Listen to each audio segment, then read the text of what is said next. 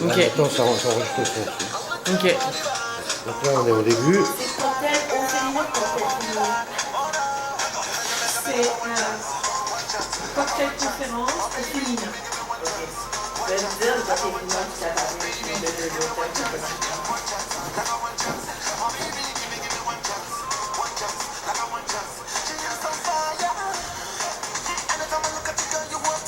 Et il y a un événement ce soir aussi, je suis présidente de l'Ordre du Carton Show, c'est la première édition. Oh, je vais essayer de... Oui. Vous êtes déjà venu? Oui, on est arrivé. Bon, on regarde un peu ce qu'on a. Oui.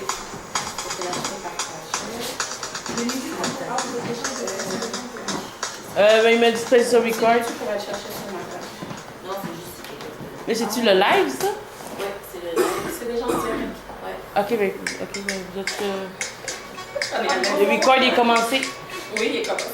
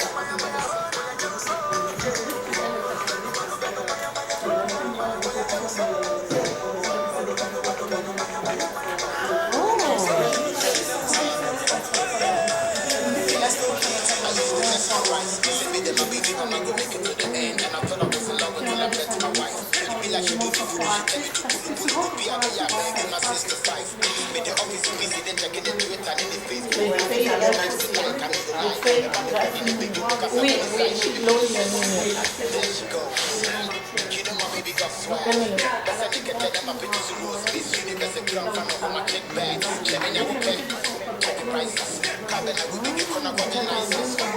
Une minute. On va embarquer. Oh, c'est bien, ça. Une minute, bientôt silence. Ouais.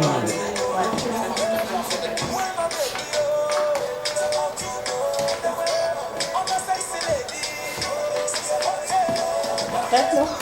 Ouais. C'est juste au record. Ouais. Ça. Le hop. Bon. Bonjour mesdames et messieurs, bienvenue encore une fois à l'émission La Place. Mon nom est Betty Adrien, moi c'est Cynthia Audal et nous sommes contents de vous avoir. Donc aujourd'hui, on va souligner le mois de la femme un peu partout à travers le monde. Je pense que c'est mars, c'est le mois de la femme. Ben oui. Donc on voulait le souligner avec cette émission. Oui, puis en plus il reste le dernier jour, alors on va essayer de célébrer avec une opportunité de parler avec des femmes d'inspiration. Oui, donc aujourd'hui on a des invités très spéciales, c'est des femmes d'impact, des femmes d'influence dans la communauté et aussi au Québec. Nous avons Katia Saint-Victor, qui est la fondatrice de Cluva Chic, qui est un organisme à but non lucratif et aussi un traiteur. Donc Katia Saint-Victor est une haïtienne qui se démarque depuis plusieurs années dans le domaine de l'entrepreneuriat. Katia Saint-Victor a aussi lancé le Salon des jeunes entrepreneurs internationaux qui fête cette année ses 5 ans. Et l'autre femme influente que nous avons l'honneur d'avoir avec nous aujourd'hui est Mariama Zouri, qui est associée chez Deloitte, et directrice principale chez Deloitte et la présidente du Conseil maghrébin du Québec. Donc, on va vous les présenter tout à l'heure. Mais avant ça, on voudrait parler un peu de qu'est-ce qui s'est passé tout au courant du mois. Tout au courant du mois et tout au courant de la semaine. Comme on l'a dit tout à l'heure, c'est le mois de la femme, le mois de mars. Donc aujourd'hui, c'est la dernière journée. Et puis, on est vraiment content parce que la femme, on dit que la femme est le pilier de la famille. Je ne sais pas si vous avez déjà entendu ça. La femme est le pilier de la famille et une des bases de la société. Donc, c'est la femme qui reste à la maison pour faire l'éducation des enfants. C'est elle qui, bon, peut-être plus avant, dans le temps de nos parents, c'est la maman qui restait à la maison avec les enfants. Là, on voit ça un petit peu de moins en moins. On voit de plus en plus d'hommes qui reste à la maison pour s'occuper des enfants, mais il ne reste que la femme est très importante pour l'éducation des enfants. Dans nos sociétés, on voit que la femme a de plus en plus sa place. Je pense pas qu'elle a de plus en plus sa place, c'est plus une reconnaissance de la place qu'elle a. Il faut rajouter qu'au point de vue sociologique, c'est la femme qui transmet les valeurs. Les valeurs de la société ou d'une société quelconque est transmise grâce à la femme. Donc tout ce qui peut la fortifier, la permettre de s'épanouir, excusez-moi, en tant que femme, c'est aussi qu'est-ce qui emmène une survie de la société, mais qui emmène une force pour cette société. Donc, je pense que c'est la reconnaissance de la femme qui est plus à pointer que la place, parce qu'elle a toujours été là. Et moi, ce que je veux souligner aujourd'hui, c'est le droit des femmes. Le droit des femmes, parce que on ne sent pas que quand on veut souligner le mois de la femme, on veut parler du droit des femmes avant tout. Et malheureusement, dans beaucoup de pays, les droits des femmes sont encore brimés. Il y a beaucoup d'injustices que les femmes subissent présentement dans plusieurs pays. Et bon, ces pays-là, c'est surtout des pays du tiers-monde, on ne va pas les nommer, mais il y a des endroits où les femmes n'ont pas le droit d'être seules dans la rue, elles ne peuvent pas travailler, ne peuvent pas voter. Et malheureusement, ce n'est pas juste une question de droit, mais c'est aussi la violence faite aux femmes. Il y a énormément de violence faite aux femmes dans beaucoup de pays. Et c'est quelque chose qui me tient à cœur, parce qu'il y a non seulement la violence faite aux femmes, mais il y a la violence conjugale.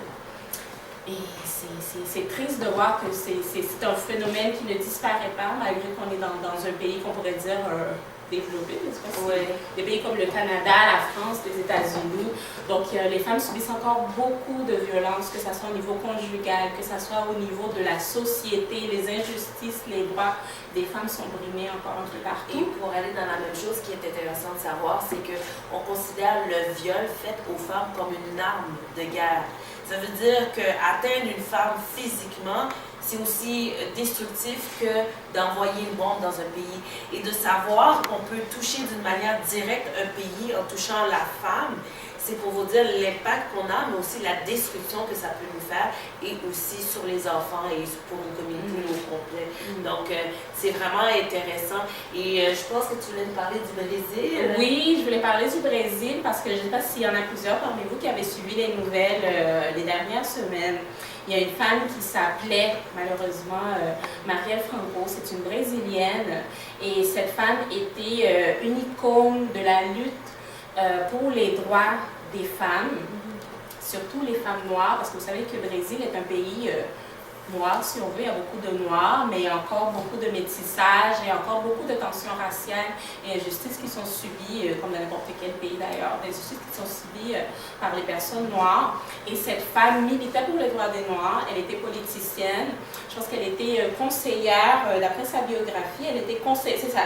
Elle était conseillère municipale et elle avait 38 ans et elle militait beaucoup pour les droits des femmes, les droits des homosexuels et les droits des noirs et des pauvres. Et son cheval de bataille, si on veut, était la violence policière. Parce qu'il y a beaucoup de violences policières au Brésil, bon, comme dans beaucoup de pays malheureusement. Mais le Brésil est un des pays en Amérique latine où il y a le plus de violences policières et qui reste impuni. Oui, donc c'est sûr qu'en voyant l'impact que ça peut avoir de la violence policière, il faut se dire que c'est eux qui sont supposés de nous protéger, mais nous, on les craint.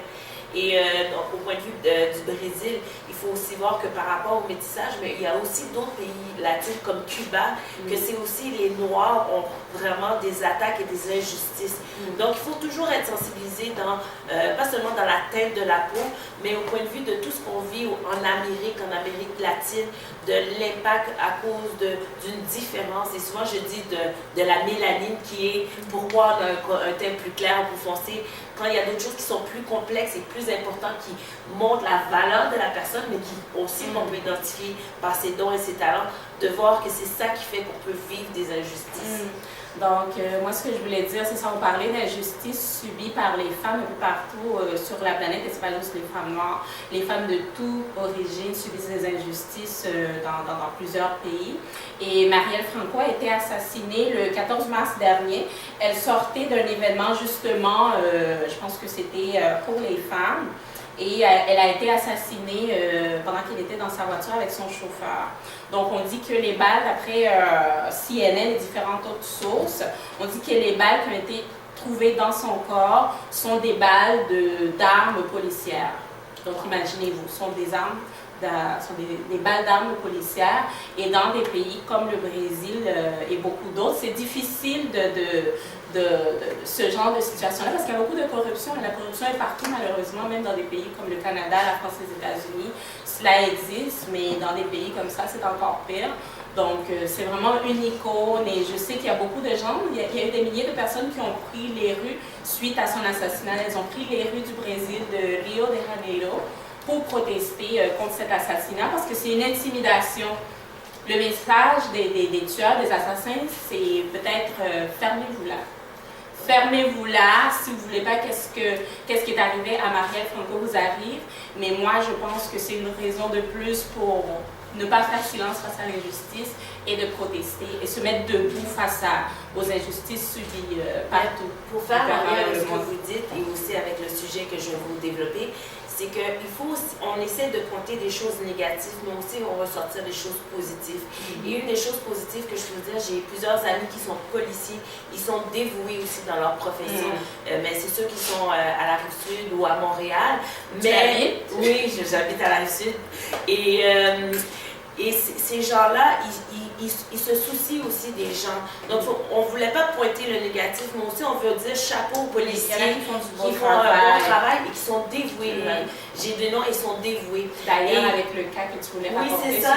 Avec le cas de Ariel, je vois aussi les policiers se lèvent pour rechercher un petit enfant.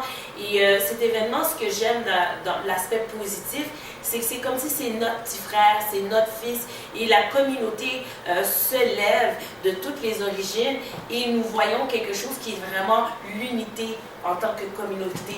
Mais malheureusement, oui, c'est ça. Mais malheureusement, il y a l'autre effet, les commentaires racistes qui sont ressortis par rapport à ce petit garçon-là. Et j'ai ressorti certains posts que certaines personnes ont mis. C'est un peu très vulgaire, mais j'essaie de trouver celui qui est le moins touchant, où il y en a une qui dit « Je lui réserve un bel avenir d'esclave à domicile ». Ensuite de cela, et des fois ça me fait rire quand quelqu'un met un post sur Facebook. Les gens sont tellement ignorants. Oui, puis qui font plein de fautes d'orthographe. Et puis là, je suis toujours frappée parce que je me dis, ça donne une idée de leur niveau d'éducation aussi. Donc, c'est des gens qui avaient une bonne éducation, ils n'auraient pas fait ce genre de commentaires. Non, mais vous seriez étonné même sur son... Il y en a un qui dit, une alerte Amber est déclenchée pour retrouver le jeune homme Ariel Jeffrey. Il y a YA sans espace. Tu juste moi qui pense que c'est un asti de perte de temps, d'énerver tout le monde et de dépenser des ressources pour un petit crise de bâtard de même. C'est pas comme si on parlait d'un enfant normal, si ouais. C'est un petit crise de nègre avec N-E-A-I-G-R-E. On sent tabarnak que lui et de sa famille, sacrez-nous patience. Et ce que moi je trouve qui est vraiment désolant par rapport à ça, je sais que les gens ont dit on a le droit à la liberté d'expression, et souvent c'est ça qu'on sort lorsque les gens disent des commentaires déplacés, mais la liberté d'expression, c'est pour ressortir des choses positives et fortifier les choses, nous aider, nous entraider. Mais ça amène quoi de fructifiant? Et nous, là, quand il y a une fugueuse qui peut être québécoise, moi, quand je vois une alerte pour une perte et qu'on nous l'envoie sur Facebook, je ne regarde pas la nationalité, je vois une fille que son père lui manque, sa mère lui manque, et je veux me lever. Donc, ces commentaires-là racistes, ça sert à quoi? Ça mène quelle l'ignorance. C'est l'ignorance. Écoute, c'est l'ignorance. Que veux-tu? Je pense même pas que ces gens-là sont... Je me demande même s'ils sont méchants, mais s'ils réalisent leur niveau d'ignorance. Mais moi, je suis d'accord avec toi quand tu dis de ne pas s'attarder à ça, parce que qu'est-ce qui est important, c'est vraiment l'élan de solidarité qu'il y a eu un peu partout au Québec de la part des Québécois. Vraiment, le peuple québécois s'est levé pour soutenir cette famille dans cette douleur, parce que c'est une douleur avant tout. Hein. Oui. C'est une douleur, on a beau dire « Oh, je suis désolée, ça me fait de la peine », mais on n'est pas à leur place, puis personne ne voudrait être à cet endroit-là de perdre un enfant. C'est la plus grande douleur. Personne ne voudrait perdre son enfant, ou même l'enterrer. même ses parents, imagine perdre un parent, qu'est-ce que ça va faire, imagine ce que ça va faire. Donc, nous, ce qu'on veut ressortir par rapport à ça, c'est que vos commentaires doivent emmener quelque chose qui nous aide, qui nous guide ou qui nous transforme. Le petit Ariel, c'est l'unité de la communauté, autant haïtienne, africaine et maghrébine. Tout le monde se lève pour un fils et pour un frère. Et on espère que ça fait ça. Et ce que j'aime, parce que moi j'ai donné ce premier commentaire lorsqu'on a commencé l'émission, on voulait que ce soit des gens de toutes les nationalités, de toutes les origines. Et quand j'ai vu le curriculum et de savoir que Mariama venait nous voir, j'ai dit oui, emmenons une diversité. Soyons pas en train de pointer qu'il manque la diversité puis qu'on est limité. De savoir qu'on a une femme d'inspiration qui vient aujourd'hui, ça montre qu'on peut vraiment amener le but de l'émission, la place vraiment, c'est d'avoir une place pour la diversité. Des gens qui brillent et qui peuvent être une découverte, parce que c'est pas tout le monde qui les connaît. Fait qu'avoir des gens comme ça, c'est vraiment des modèles d'inspiration. Oui, ça c'est vraiment Donc on est vraiment content d'avoir Mariama. La belle Mariama. Oui, vous allez voir, c'est une très belle femme pour ceux qui ne la connaissent pas, donc je vais te laisser la présenter. Donc c'est Mariama Zouri qui vient nous voir et je la laisse venir parce que je sens qu'elle a beaucoup de choses à me dire. Mais bonjour Mariama.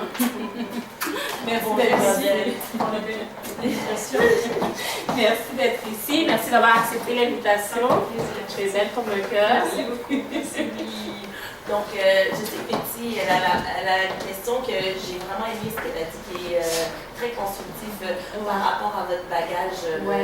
Ben, ça, je ne sais pas si on peut faire un petit résumé, vu que tu as fait juste un petit résumé de son parcours, parce que. Honnêtement, elle a tellement fait de belles choses, mais moi, ce que j'ai ressenti, c'est vraiment. Elle a eu vraiment une nomination pour être la première personnalité de la communauté maghrébine à vraiment avoir la place pour cet office. C'est OPQ, c'est... Office des professeurs du Québec. Ok, oui. Donc, expliquez-nous un petit peu par rapport à votre parcours, comment ça se fait qu'on a pu vous emmener à être reconnu de cette manière par le Premier ministre. Moi, ce qui m'impressionne, c'est tout ce bagage que vous avez. C'est de toujours passer au service des autres. Puis là, maintenant, on vous reconnaît de ce que vous avez fait comme travail. Écoutez, je vous remercie beaucoup pour la belle invitation. Et depuis ce matin, je sens l'énergie positive et je dis bonjour à tous ceux qui vous suivent. Bonjour. Bonjour tout le monde. Je ne voudrais pas commencer à répondre à la question sans rebondir sur ce que vous disiez par rapport au petit Ariel. Moi, je l'ai senti comme si c'était vraiment mon propre enfant. Je pense que rendu au point où on parle de vivre ensemble et du Québec, parce que vous imaginez la chance qu'on a au Canada de dire qu'on bâtit un pays ensemble, qu'après 3 ans, on devient citoyen et on est capable de voter et de choisir des gens qui nous représentent. Et la chance formidable qu'on a justement de faire, nous, à chacun à son niveau, faire partie d'une boule positive d'énergie et de citoyenneté positive. Et je pense le cas de Ariel, ça a touché juste tout le monde, sans exception. Même à l'international, je pense qu'on en parlait dans les médias d'autres pays. Définitivement. Et je pense que la lumière devrait être sur les gens et l'élan de soutien qui continue d'ailleurs, et on espère pouvoir le retrouver ça et ça pour sa famille.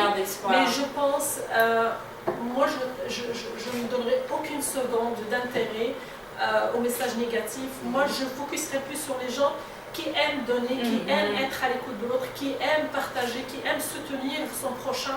Et ça, c'est des valeurs qui nous réunissent. Donc, pour revenir à la question par rapport à la nomination à l'Office des professions du Québec, pour les gens qui ne connaissent pas l'Office, en fait, c'est un organisme qui régit un peu le travail des ordres professionnels. Aujourd'hui, en date de dernière statistique, on a 46 ordres professionnels. Et je pense que ce n'est pas seulement de la communauté maghrébine dans l'histoire du Québec, c'est la première fois qu'on parle quelqu'un de la diversité qui a été reconnu pour mon implication professionnelle. D'ailleurs, je viens du monde des affaires et du monde professionnel. Et il y a eu ce sentiment, je pense aussi c'est de la volonté du gouvernement de faire aujourd'hui de la diversité comme on le fait aujourd'hui au niveau de l'entrepreneuriat, de dire comment on peut influencer les choses à la tête. Et à la tête, c'est dans des organismes influents comme celui de l'Office. Donc, je prends ça avec vraiment grand honneur, mais une grande responsabilité aussi. Et j'espère qu'on va pouvoir amener des éléments nouveaux, mais surtout, je me réjouis de l'équipe en place et principalement la présidente de l'office qui est d'une énergie mais incroyable. C'est une petite madame, mais elle est tellement intense, Madame Legault, qu'elle fait rejaillir ça sur l'équipe. Et la saluer, absolument. Je lui dis bonjour, il y a toute l'équipe, une dynamique et une fraternité et un élan de vouloir changer les choses et presque ramener ce changement avec les nouvelles personnes autour de la table. Donc je la félicite pour la présidence et pour le chantier qu'on va tous travailler ensemble pour changer la donne. La donne, comment elle va changer? L'exercice est simple. Aujourd'hui, les immigrants, on a un défi, c'est intégrer le marché de travail. On ne se le cache pas. On se fait dire la première expérience, on se fait dire l'expérience de l'extérieur, les diplômes ne sont pas reconnus à... Sans te couper, Mariama, depuis combien de temps tu as immigré au Québec? Donc Mariama, on l'a déjà mentionné en faisant les publicités de l'émission, pardon, mais Mariama est du Maroc, est originaire du Maroc. En fait, donc, on dit bonjour aux gens du Maroc parce qu'on sait qu'on est suivi d'un peu partout sur la je dis chaîne. bonjour à tous les Québécois d'origine marocaine mais d'origine maghrébine aussi, au Congrès maghrébin, je les salue et je leur dis bonjour. Et je salue le travail formidable qu'ils font, chacun en étant un exemple citoyen et un ambassadeur de nos belles valeurs et de nos belles cultures, des cultures de travail, des cultures de détermination. Et un jour, on va y arriver. Je pense que le train est en marche. Oui, tout il faut attraper un wagon. On s'en fout que ce soit le premier wagon, mais il faut attraper un wagon. Mais avec des femmes comme toi, ça va bouger. Oui. Ça n'a pas le choix de bouger parce que toi, tu es une femme d'action et toi, tu travailles justement pour que les choses avancent pour le meilleur. Et dis-moi, depuis combien d'années tu es au Québec? En fait, pour revenir à cette question, depuis 18 ans déjà, ça passe très vite. Oui, ça passe vite. Et mais tu as accompli beaucoup de choses pour quelqu'un que... Ce qui est formidable dans cette expérience, c'est que je me rappelle le jour 1 où je suis arrivée au Québec. Pas d'amis, pas de famille, j'avais une inscription au HEC. Puis, tu n'es même pas venue avec tes parents? Non, tu pas toute seule? Non, j'avais même pas de... Tout ce que je savais, c'est qu'une inscription au HEC et une résidence Maria-Goretti, qui est une résidence pour les filles. Juste à côté, c'était un peu l'argument avec lequel j'ai convaincu mon papa de me laisser partir. Parce qu'il ne voulait pas. Tu sais, comme dans toutes les cultures conservatrices et arabes. Es-tu la seule fille? Non, on est deux. Il y a ma petite sœur est aux États-Unis, ma grande sœur est toujours au Maroc avec sa petite famille. Mais je pense que j'ai lancé dans la famille cette volonté de dire que je suis capable de faire autre chose et je veux le faire. Je me donne les moyens. Les moyens, c'était mes études. Alors j'encourage toutes les femmes, toutes les jeunes filles, l'éducation avant tout. L'éducation, c'est... Sans note, l'éducation. Un exemple à ça, en 2007, mon mari est décédé très jeune, à 33 ans. Ce qui m'a permis de rebondir, c'est l'école. J'avais un bon diplôme et ça a été un élément très, très, très important. Est-ce que je rebondis sur le marché du travail? Est-ce que je me prends en charge? Est-ce que je prends en charge ma fille? Et votre prise en charge vous sort un peu de toute cette emprise que la société, la famille peut avoir sur vous, en termes de prise de décision, en termes de liberté d'opinion et d'agir et de vivre. Et les études, c'est beau. Et d'ailleurs, j'ai créé une bourse qui portera mon nom au HEC à partir de l'automne prochain. C'est une bourse de 2e cycle que je finance et qui aura pour objectif de soutenir les jeunes femmes qui aspirent à des certifications professionnelles. Justement, faciliter l'intégration au marché du travail. Écoute, je suis vraiment contente que tu en parles. On va partager l'information sur nos médias sociaux. Fait qu'après l'émission, on se parlera pour que tu puisses nous transmettre tes informations et pour qu'on puisse mettre tous les gens qui nous suivent au courant parce que c'est important d'avoir des initiatives comme ça. Ce qu'elle a dit, c'est je sens vraiment une passion dans ce que vous dites, mais vous avez senti quelque chose que je voulais dire, c'est qu'est-ce que vous conseillez à une fille ou une jeune femme qui va commencer, qui a peut-être le même historique que vous, de comment se relever, se démarquer et d'emmener cet impact, parce que vous apportez un impact non seulement dans votre personnalité, mais dans votre travail acharné. Mais écoutez, moi, a priori, je suis une femme d'action. Alors, les gens qui viennent me voir, surtout les jeunes filles, je leur dis agissez. On me pose beaucoup la question, comment tu fais avec ton travail si exigeant? Au cabinet, on fait des heures de fou, puis notre travail est très, très, très exigeant. Quand j'étais dans mon aventure entrepreneuriale, la même chose, et au bureau, c'est une continuité. C'est vraiment que je n'ai pas le temps de me poser la question, je le fais. Donc, je suis presque tout le temps en mode d'action. Et le temps de poser la question, c'est un temps que je perds à ne pas agir. Donc, ça, c'est un point. Deuxième point, faites-vous confiance. La confiance, et ça, c'est un exercice vraiment individuel, c'est que l'univers peut être contre vous. Mais quand vous êtes bien avec vous-même et vous vous sentez capable de faire les choses ne laissez rien vous décourager, ne laissez rien vous intimider. Just go ahead and Il ne faut pas hésiter. Oui. Alors, avec votre événement, le 4 avril, qui est vraiment pour le petit peu, vous avez dit au féminin, est-ce que vous voulez nous parler un peu? Mais écoutez, d'abord, j'aimerais prendre 2 secondes pour parler du Congrès maghrébin au Québec et du travail formidable que mon équipe et moi faisons au niveau de la communauté maghrébine en particulier, mais je pense qu'on crée beaucoup de ponts avec la diversité en général parce qu'on a les mêmes enjeux. Oui. On va se mentir si on dit que les Haïtiens vivent une réalité, vous êtes stigmatisés sur le plan de... Il y a encore de la des choses, discrimination. sur l'islamisation, le terrorisme et tout. Donc on a les mêmes enjeux et notre travail aujourd'hui, on n'a plus le temps. On n'a plus le temps. C'est de se mettre ensemble et de travailler donc au Congrès. Prendre notre place aussi au Québec. Prendre notre place, pas attendre qu'on nous donne l'opportunité, mais saisir les opportunités nous-mêmes. Tout à fait. En fait, l'idée de se créer des opportunités en étant à l'écoute, en étant alerte et à la découverte de ce qui se passe autour de nous. Mais particulièrement, moi, ce qui me réveille le matin, c'est l'intégration économique. Pour moi, une famille, des immigrants qui sont capables de travailler, c'est des gens qu'on sort de la précarité, c'est des gens qu'on sauve un peu de la tension, des problèmes de divorce, c'est des enfants qu'on sauve de placement dans les DPJ. Alors pour moi, c'est la priorité, c'est l'emploi. Souvent, on parle des immigrants, on parle de l'entrepreneuriat. Je pense qu'il faut se dire la vérité, on n'a pas de grands entrepreneurs dans les communautés visibles, c'est qu'on a des travailleurs autonomes, c'est des gens qui n'ont pas pu percer, et puis écoutez, parce qu'ils sont créatifs, parce que c'est des gens qui savent prendre le risque, et c'est des gens qui croient en eux-mêmes. Ils partent à leur compte, ils créent des opportunités et ils se font leur propre employeur. Donc pour moi, l'emploi reste quand même une priorité et c'est dans ce sens-là que je pense que tous on doit fédérer, articuler nos actions de tous les jours, mais aussi là où on peut influencer pour amener ces emploi, tu parles de création d'emplois, créer des entreprises avec plusieurs groupes, se mettre ensemble pour pouvoir créer des emplois? En fait, il y a 2 aspects à ça. Le premier, lorsque je parle de l'emploi naturel, c'est-à-dire que les immigrants reçus doivent avoir l'égalité des chances d'intégrer un emploi au Québec. Exactement. Donc, ça passe par la reconnaissance de leurs diplômes et de leurs expériences.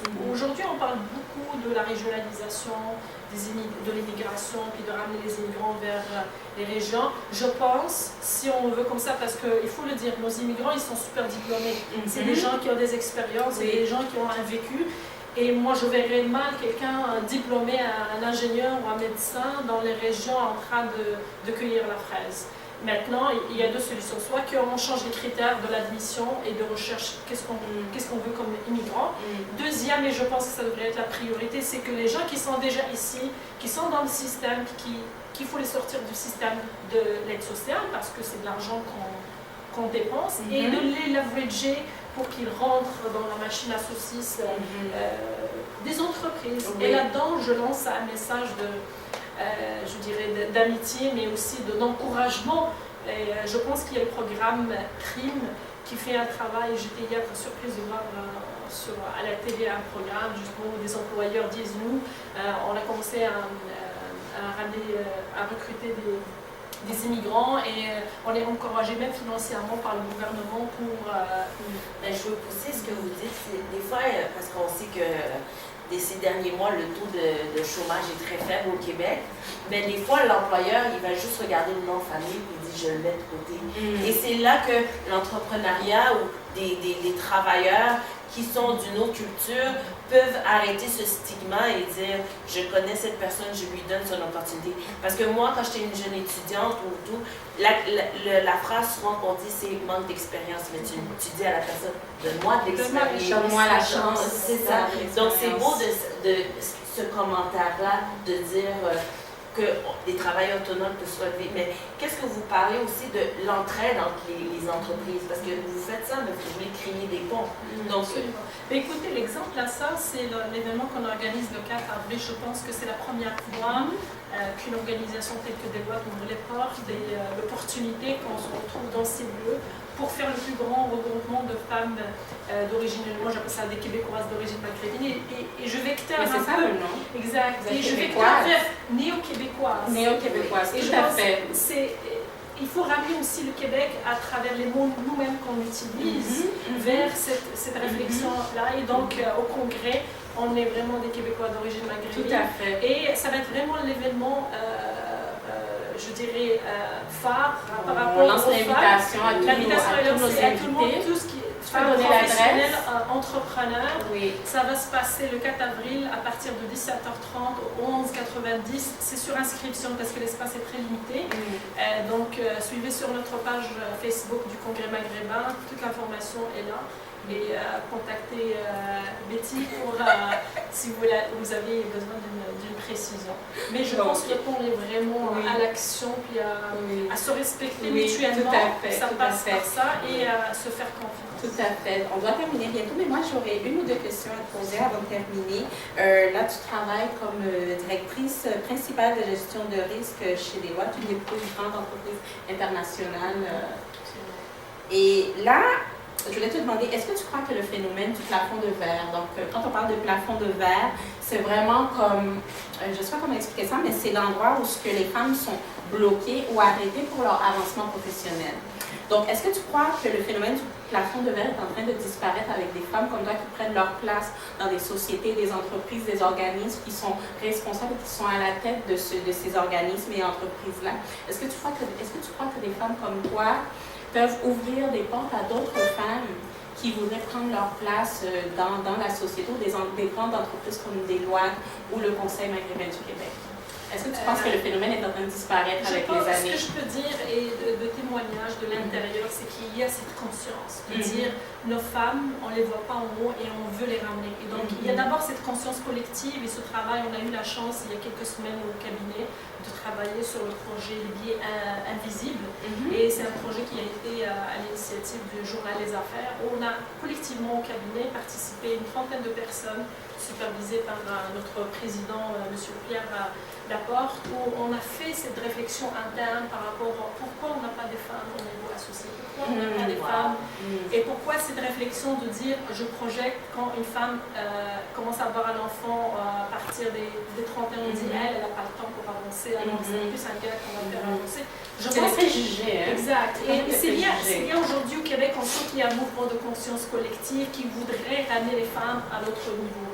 Je pense qu'il faut s'inscrire dans ce mouvement-là, se faire encore confiance, se créer ce genre de champions, des champions qui relaient ce message-là, qui donnent le message en bas aux jeunes femmes et aux jeunes professionnels qui veulent avancer. Et je pense que ça va être vraiment question de temps, mais surtout le travail derrière qui est important. C'est de se mettre en action. Et c'est pour ça qu'on voulait t'inviter aussi, parce qu'on connaît tes nombreuses implications et t'es vraiment, il y a des gens qui sont dans des postes clés. Il y a des gens qui sont dans les postes clés, on nous fait signe qu'on doit aller plus vite. Et toi, je pense que tu es dans un poste clé avec tout ce que tu fais, tes implications au niveau d'organismes non lucratifs, dont le Conseil maghrébin du Québec. On va terminer. Ce que je veux dire, parce que quel est le dernier conseil en 2 secondes que vous voulez donner à une femme qui vous écoute, maghrébine, haïtienne, africaine, qui veut réussir au Québec? Je pense, Michelle Obama l'a super bien dit, when they go low, we go high. Ne laissez rien vous stopper. Je pense que je voudrais terminer avec ça. Merci, merci pour l'invitation. J'ai vraiment cette passion, ça pousse à une génération comme la mienne de se dire il n'y a pas de verre si on la met pas dans notre tête. Exactement, le blocage est dans nous. Mais merci Mariama, on t'embrasse. À très bientôt. Ça fait plaisir. Merci, bye. Bon succès.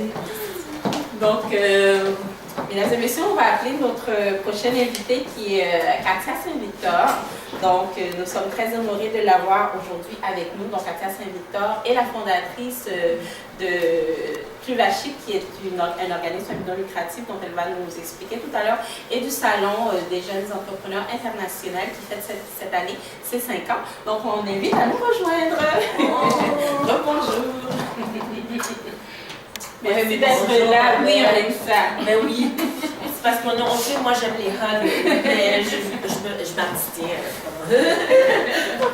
Merci encore une fois d'être ici, Katia. Tu es vraiment inspirante. Donc, on ne va pas se le cacher, je t'admire beaucoup. Et ce que tu fais, tu es un modèle d'inspiration, tout comme Mariama, tu es un modèle d'inspiration pour beaucoup de femmes dont je m'inclus parmi ces femmes-là. Donc, moi, je voulais te demander... Oui, parce que moi, ce que j'aime, juste pour donner, mais il y a un autre aspect, Mariama qui était là et Katia, c'est aussi de voir une nouvelle génération comme moi qui peut se lever par des modèles comme des femmes comme ça. Donc, il faut aussi parler aussi des générations. Donc, on parle du mois de la femme, on parle des femmes entre nous, mais la nouvelle génération comme moi doit aussi voir ces modèles d'inspiration pour se lever. Donc, Katia est un autre exemple. Oui, tout à fait. Et comme on disait tout à l'heure avec Mariama, on parlait du plafond de verre qui peut-être s'atténue avec les années. Moi, je suis au Québec depuis 1998, donc ça fait 20 ans. Peut-être qu'il y a 20 ans, j'étais, je dirais pas mon âge, mais j'étais plus jeune. On dit jamais.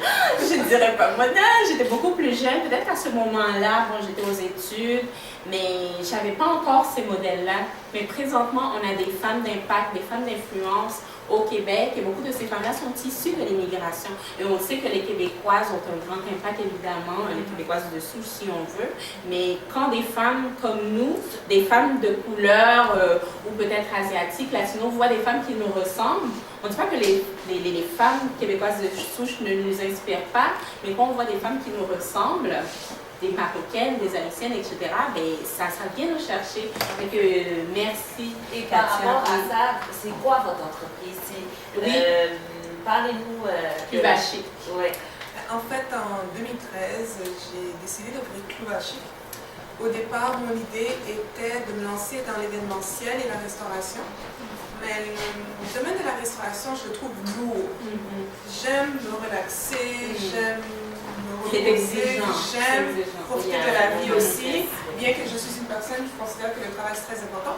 Alors je me suis dit, qu'est-ce qui pourrait m'aider à agencer mon amour pour la cuisine et mon amour pour les événements? Donc j'ai pensé à un service de traiteur.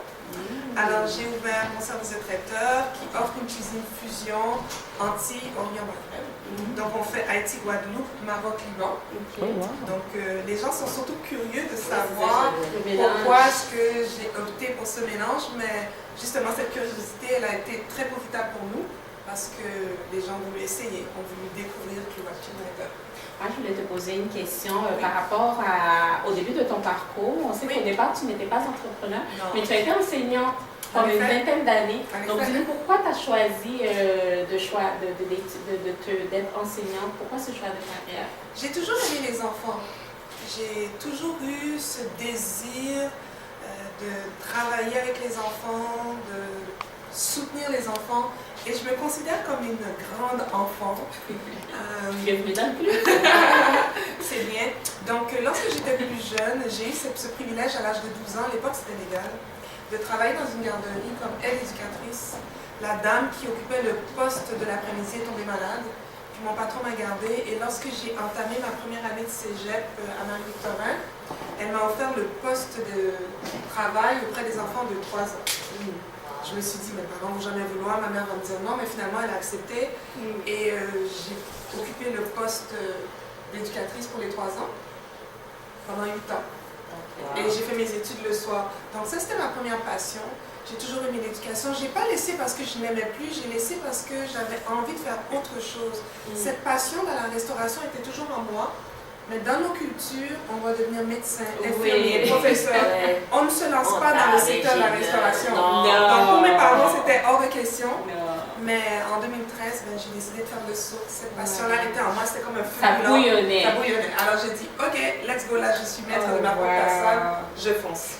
Mais par rapport à ça, est-ce que vous pouvez nous parler du Salon des jeunes entrepreneurs internationaux? Parce que c'est quand même des jeunes, mais il y a un aspect quand même enfant. Donc vous avez quand même, sans vous en rendre compte, combiné 2 choses parce que vous avez investi dans une nouvelle génération. Donc c'est quoi pour ceux qui ne connaissent pas? Moi je sais c'est quoi, mais pour ceux qui ne connaissent pas. Tu as déjà été une exposante. En fait, on a parlé de Cuba Chic. Donc Cuba Chic a 2 volets. On a parlé du traiteur, maintenant il y a le volet événementiel qui touche beaucoup plus tout ce qui a un rapport avec la diversité, les immigrants, l'entrepreneuriat. Donc, sous l'OBNL, on a créé le Salon des jeunes entrepreneurs international qui sera à sa 5e année d'ailleurs. Donc, le 20 octobre 2018, on fête nos 5 ans. Et ce salon a pour but de promouvoir l'entrepreneuriat auprès des jeunes de 19-40 ans, issus des communautés culturelles et migrantes. Donc ça leur donne la possibilité au maximum de promouvoir leur entreprise. Ils peuvent vendre des produits et services, donner des cartes d'affaires, des pamphlets, mais on réunit également l'écosystème entrepreneurial du Québec qui leur permet de trouver tous les conseils, outils nécessaires pour garder leur entreprise viable. Et c'est quand la prochaine fois, la prochaine édition, c'est quelle date précisément? Pas de problème. En fait, notre 5e édition aura lieu samedi le 20 octobre 2018, toujours à la place Bonaventure, de 10h à 5h30. Donc, on vous attend en grand nombre parce qu'on veut célébrer, en fait, on veut se célébrer, nous, ce qu'on représente, les communautés, les immigrants, nos capacités, nos talents, notre savoir-faire. Super. Donc là, on nous fait signe de regarder les deux caméras parce qu'on a, on a deux caméras. Et le salon, comme vous le dites, parce que moi j'écoutais ce que vous dites, c'est au Québec, mais est-ce que vous avez une vision qui va s'élargir parce que c'est quand même international? Puis ces opportunités qu'on a besoin ici au Québec, on en a aussi autant de besoins à l'extérieur. En effet, au départ, on a débuté en 2013 avec le Salon des jeunes entrepreneurs immigrants. On a changé le nom il y a 2 ans pour international parce qu'on avait des demandes de l'étranger. Donc on a des exposants l'année dernière, à notre 4e édition, on avait des exposants qui venaient de New York, on en avait de Gatineau, Ottawa, Paris, Cameroun. Donc pour nous, ça nous a permis d'étendre le salon. Mais on a également eu quelque chose d'assez spectaculaire, des demandes d'autres pays qui voulaient qu'on puisse participer. En fait, plus que participer, c'est qu'ils voulaient qu'on puisse étendre ce salon dans leur pays. Wow. Donc on est en pourparlers pour avoir le salon au Cameroun, en Côte d'Ivoire et en France. Fait qu'on a beaucoup de gens qui nous suivent en Afrique et dans les Antilles. Fait que vous êtes informés, le mot est lancé et si vous voulez inviter Katia et son équipe, vous avez juste à la contacter sur la page du Salon des Jeunes. Du salon. Et puis, on retrouve beaucoup d'endroits où on peut ça. Moi, ce que je voulais te demander par rapport à la femme, parce que comme on disait tout à l'heure, c'est le mois de la femme et tout, moi je voulais te demander, en tant que femme qui a réussi quand même dans le domaine des affaires, est-ce que tu penses que c'est difficile pour une femme issue de l'immigration ou dont les parents sont des immigrants ou issus de la diversité, bon il y a plusieurs termes, est-ce que tu penses que c'est difficile pour une femme de se lancer en affaires, une femme issue de la diversité? Est-ce que c'est difficile de se lancer en affaires au Québec? Très bonne question. En fait, c'est difficile tout court pour une femme de se lancer en affaires. Bon, bien même entendu, pour une femme québécoise, c'est difficile. En effet. Bien entendu, là, tu as amené d'autres enjeux. La couleur de la peau, la culture, les accents, etc. On pourrait continuer d'en nommer. Oui. Mais juste le fait d'être une femme dans un milieu d'affaires qui est surtout masculin, c'est difficile. Puis, c'est pas toujours par rapport aux hommes que c'est difficile, par rapport à nous-mêmes aussi. Nos émotions, nos états d'âme, notre insécurité, comme tu l'as mentionné. Souvent, les femmes, on a tendance à se sous-estimer. Oui. On a tendance à penser qu'on n'est pas à la hauteur, on hésite, on doute. Puis lorsque nos émotions prennent le dessus, on devient moins relative, moins objective. Oui. Donc oui, c'est sûr que si on aborderait ce sujet, on pourrait passer toute la journée là. Mais est-ce que tu aurais un petit conseil par rapport à ça, parce que beaucoup d'entre nous sommes émotifs, mais est-ce que c'est un défaut ou bien ça peut peut-être équilibrer dans une équipe, avoir des hommes et des femmes, des hommes qui sont peut-être plus objectifs et des femmes qui ont ce côté-là? Est-ce que tu penses que ça peut créer un équilibre dans une équipe d'avoir les deux? C'est une très belle qualité. La sensibilité de la femme a toujours été un avantage. Tant et aussi longtemps que c'est maîtrisé. Oui. Les émotions ne sont pas forcément le problème. C'est l'équilibre et la maîtrise de ces émotions. Sans maîtrise de nos émotions, malheureusement, c'est là que ça devient problématique. Mais une belle émotion véhiculée au sein d'une équipe, c'est magnifique. Un leadership, lorsqu'il est empreint d'intérêt personnel, empreint de dynamisme, d'enthousiasme, d'empathie, exactement. Ça amène un climat au sein de l'équipe de travail qui est formidable. Oui, puis à rajouter, il n'y a pas une seule perspective, il n'y a pas une perspective masculine pour la garde masculine. Il faut emmener la perspective féminine parce que ça ressort aussi les réalités de la femme.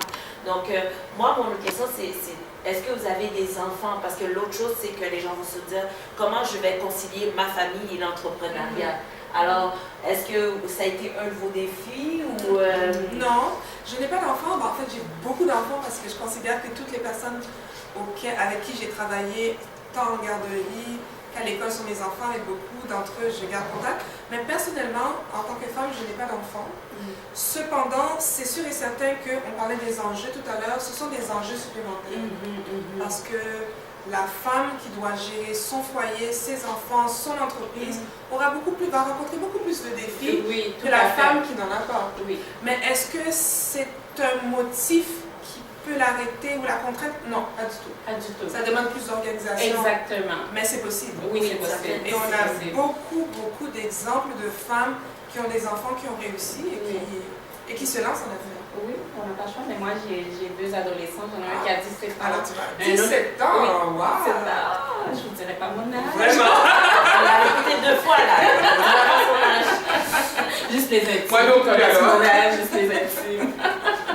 Mais oui, ça demande de l'organisation. Oui, il faut organiser. Mais c'est possible, n'est-ce pas? Oui, c'est possible. Et comme j'ai posé à Mariama, excusez-moi, puis que je voulais vous poser, c'est quoi que vous voulez comme conseiller une femme par rapport à ce que vous avez vécu, le bagage, qu'est-ce que vous voulez souligner, qu'est-ce que vous voulez donner comme conseil pour... Hier, j'étais dans un événement où je devais donner une allocution, puis j'ai focusé sur l'endurance. On parle souvent de l'endurance par rapport aux épreuves, aux difficultés, aux embûches. Mais ce que je voudrais dire aux femmes, c'est de savoir s'endurer. Nous, les femmes, on est capable de pardonner, on est capable d'excuser, on est capable de comprendre les autres. Mais quand il s'agit de nous-mêmes, on ne s'endure pas. On a commis une erreur, c'est pas grave. On est trop dur, avec soi-même. Peut-être oui, mais c'est qu'on a tendance à endurer beaucoup de choses, supporter beaucoup de choses. Mais sa personnalité, son état d'âme, ses émotions, on les endure moins. On a souvent tendance à jeter vite la serviette. Donc ça, c'est la première chose que je voudrais dire. Puis rapidement, croire en soi. On est capable, on est fonceuse. Il y a beaucoup plus de place dans la société pour la femme. Il faut foncer, il faut y aller, il faut croire en ses moyens, il faut croire en ses possibilités. Mais croire en soi, mais qu'est-ce qui est important aussi, c'est de s'entraider. Je pense que l'entraide est très importante. Si on prend l'exemple de l'émission, peut-être que j'ai eu l'idée, mais ça prend toute une équipe derrière ça, parce qu'on amène chacun nos forces, notre... Belle équipe, là. Une belle équipe qui est derrière la caméra, donc je pense qu'il faut s'entraider aussi, surtout entre femmes, parce que je pense que c'est un de nos blocages, être capable de s'asseoir et travailler ensemble. Oh, je la connais pas, pourquoi je travaillerais avec elle? Oui, j'ai lu une chose une fois qui m'a vraiment marquée profondément. Ne jamais avoir peur de s'associer avec des gens qui ont plus de capacité, plus d'intelligence que nous. Ne pas être intimidé. Lorsqu'on a compris ça, l'unité devient beaucoup plus facile. Parce que c'est ensemble qu'on réussit. C'est vraiment ensemble. Donc il faut s'unir. Ensemble, on va plus loin. Ensemble, on va plus loin. Moi, la dernière question que je veux te poser, qu'est-ce que tu voulais ajouter? Je voulais ajouter que c'est là qu'on peut vraiment fortifier ma force, devenir ma faiblesse, devenir ta force. Exactement. Et vous faites une très belle équipe, justement. Vous êtes 2 personnes différentes, vous êtes capables de vous unir pour avancer. C'est ce qu'il faut, c'est ce qui manque, c'est ce qu'il faut. Et j'aimerais faire une différence, j'aimerais que vous fassiez la même différence avec moi. Tout à fait, tout à fait. On va travailler ensemble. Super. Et la dernière question. Oui, la dernière question, juste parce qu'après, si tu veux ajouter quelque chose, moi, qu'est-ce que je voulais te demander, c'est par rapport à ton inspiration quand tu étais jeune et jusqu'à maintenant. Quelles ont été les femmes qui t'ont plus inspirée et influencée? Qui sont-elles, les 2 femmes, et pourquoi? Les 2 femmes qui t'ont plus inspirée et influencée de ta tendre jeunesse jusqu'à maintenant? La première, c'est ma maman. Ma maman qui est décédée malheureusement à la suite de 2 cancers. Lorsque j'étais plus jeune, je ne la voyais pas forcément comme une source d'inspiration. C'est après. Parce que c'est une femme qui était combattante, qui faisait preuve d'une grande force mentale, et qui avait une capacité de résilience incroyable. Et j'ai réalisé que cette femme, elle a tout fait pour ce qu'on est devenu aujourd'hui. Et ça, c'est la première personne qui m'a inspirée, puis qui va toujours m'inspirer. Tout à fait. Dans mes moments plus difficiles et down, je me rappelle ce qu'elle a enduré. Même juste le fait de penser à endurer 2 cancers en même temps, c'est énorme sur le corps d'une personne. On lui avait donné 6 mois, elle a combattu 5 ans. Alors c'est mon inspiration. C'était ma première inspiration. Puis la deuxième, mes 2 grands-mères. Grand-mère maternelle et paternelle. Ma grand-mère paternelle est décédée à l'âge de 101 ans. Wow. Ma grand-mère Donc, m'a- c'est elles qui t'ont élevé, tes deux grands-mères? Pas forcément, mais lorsqu'on était jeunes, on Tu as partagé voyageait beaucoup avec et on avait vraiment l'occasion d'être avec les deux grands-mères. Donc, mes deux grands-mères, ma grand-mère maternelle, je ne l'oublierai jamais parce que c'est elle qui m'a amené ma foi et mon amour pour Dieu. Donc, c'est avec elle que j'ai découvert la Bible et cette foi-là a changé ma vie, elle continue de changer ma vie. Donc, il y a sûrement d'autres personnes, mais ce sont les deux personnes que je voulais mentionner.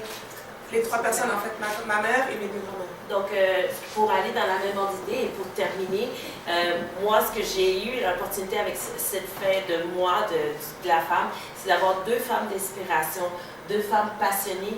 Et il faut vraiment écouter ce qu'ils ont à dire parce qu'ils sont vraiment ressortis de croire en soi, d'avoir de l'endurance, aussi de ne pas se limiter à nos barrières, puis que beaucoup de ce qui nous bloque, c'est dans nos pensées. Et emmener la diversité, c'est aussi briser des jugements, briser notre propre ignorance, parce que nous aussi, en tant que Noirs, on a notre ignorance, mais de permettre de communiquer et de vraiment comprendre chacune de nos perspectives différentes, et aussi notre bagage peut nous emmener à comprendre l'autre.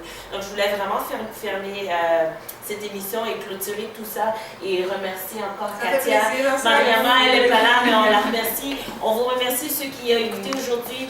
On vous aime. Merci encore à Betty, cette femme extraordinaire. L'équipe en arrière, on vous remercie de prendre ce temps de nous écouter, mais on veut aussi que tout ce qu'on vous apporte, c'est pour que vous fassiez une différence dans votre entourage. Bon mois des femmes, même si c'est la dernière journée, et on vous aime. Bye bye. Bye. Merci. Je voulais remercier le commanditaire. Ah bon, finissez avec le commanditaire. On va quand même prendre 30 secondes pour dire merci à nos commanditaires qui sont l'espace urbain. Donc, l'espace urbain, il y a deux ports, comme on l'a dit à la dernière émission. Oui. Il y a deux ports. Donc, il y a le local qui est la boutique, qui est le 5926, si je ne me trompe pas.